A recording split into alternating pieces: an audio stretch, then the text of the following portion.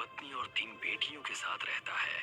हरिवंश पेशे से इंजीनियर है और अपनी तीनों बेटियों को बहुत पढ़ा लिखा कर अपने पैरों पर खड़ा करना चाहता है। गांव के सभी लोग हरिवंश को बेटियों की पढ़ाई के बजाय उनकी शादियों के लिए पैसे जोड़ने की सलाह देते हैं, मगर हरिवंश शेट्टी अपनी मर्जी का मालिक है। वो किसी की नहीं सुनता सिवाय अपने। एक दिन अपने ऑफिस जाते हुए हरिवंश को रास्ते में उर्मिला चाची मिलती है। बेटा, मैंने तुम्हें मना किया था ना बेटियों को इतना पढ़ाने से, मगर मैंने सुना है तू उन्हें विदेश भेजने की तैयारी कर रहा है। हाँ चाची, आजकल के बच्चे पढ़े लिखे होते हैं और सब अपने पैरों पर खड़े होते हैं। मैं भी अपनी बेटियों को बहुत पढ़ाना लिखाना चाहता हूँ। एक बार अपने पैरों पर खड़ी हो जाए, उसके बाद शादी की सोचेंगे। मगर बेटा, उनकी शादी। ओफो चाची, अभी वो तीनों बहुत छोटी हैं। तुम उनकी चिंता मत करो, मैं हूं ना, मैं सब संभाल लूंगा। इतना कहकर हरिवंश अपने ऑफिस के लिए निकल जाता है।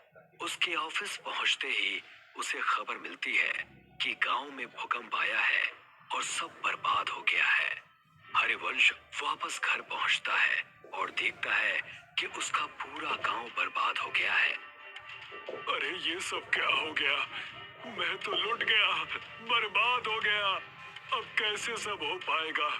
मेरी बेटियां कैसे विदेश जाएंगी और आगे की पढ़ाई करेंगी? अजी, नुकसान तो पूरे गांव का हुआ है, मगर भगवान की कृपा है कि हम में से किसी को कुछ नहीं हुआ। सभी लोग जल्दी से जल्दी गांव को खाली कर दो। सरकार ने कहा है यहाँ अभी और बड़े भूकंप आने वाले हैं।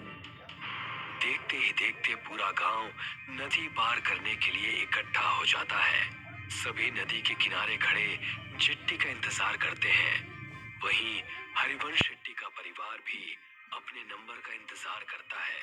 हरिवंश किसी सोच में डूबा है, तभी उसके कंधे पर कोई हाथ रखता है। हरिवंश पलट कर देखता है तो वो डर जाता है।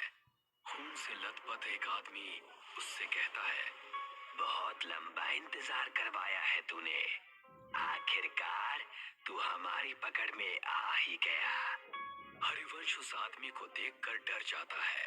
वो आसपास देखता है, सभी लोग नॉर्मल हैं। ऐसा लगता है जैसे हरिवंश के अलावा किसी और को वो आदमी नजर ही नहीं आ रहा।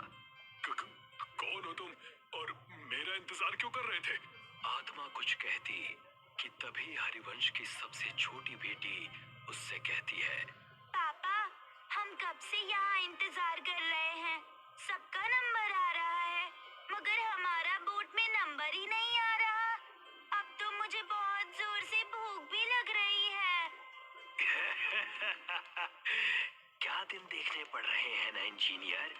जब अपनों के साथ कुछ बुरा होता है ना, तो हमें कहीं चैन नहीं मिलता। सही कहा ना मैंने? मगर तुम हो कौन और मुझसे क्या चाहते हो?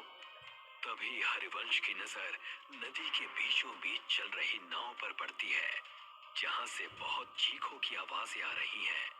नाव नदी के बीच हिचकोले खाने लगती है।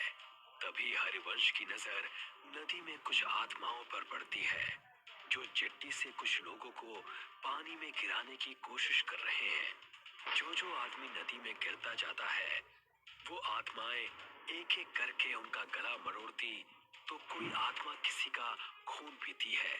इतना भयानक मंजर देखकर हरिवंश मन में सोचता है, शायद इन आत्माओं को आदमियों से प्रॉब्लम है, इसीलिए ये सिर्फ आदमियों को मार रही है।